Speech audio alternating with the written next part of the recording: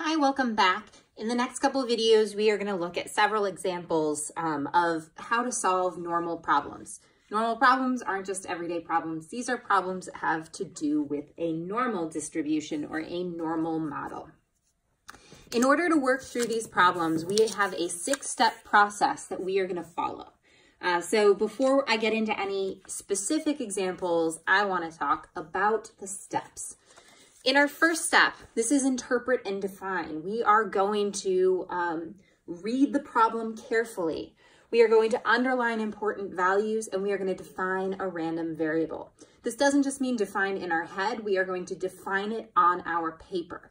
We are going to write x equals, and we are going to write a sentence including units of what our random variable is. In our second step, we are going to check. Is a normal model appropriate?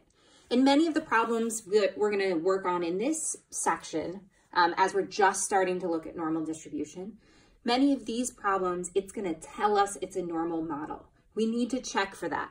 As we move through, we can't just assume it's a normal model, and sometimes it will be a different type of model. So we need to check that our normal model is appropriate. The next step, step 3, is we are going to identify our parameters. The parameters are our mean and standard deviation for a normal model. In many of these problems, it's just going to be given to you, but you might also find that you don't always know it.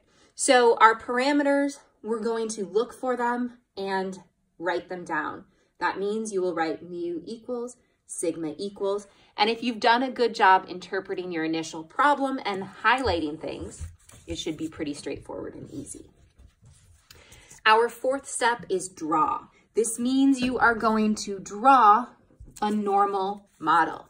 You're going to draw a pretty picture that looks just like this. You must draw the normal model for every problem.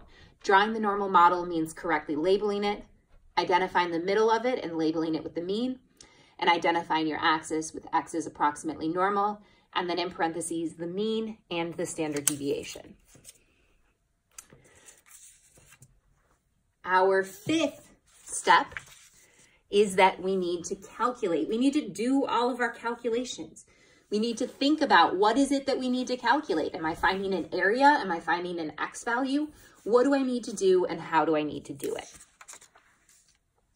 And in our last step, you must translate. This last step is the most commonly missed and most important step. You must translate. We do math here, we get an answer, but most people in the world have no idea what that answer means, and they don't care to hear you say p of x is greater than 7 equals 0.43. It doesn't have any meaning to them. Translate that. Put it into context. You want to make sure that you write a sentence within context, so using the definition of your random variable and its units, and translate what you get in your calculation into something that general, normal people who haven't taken statistics would understand.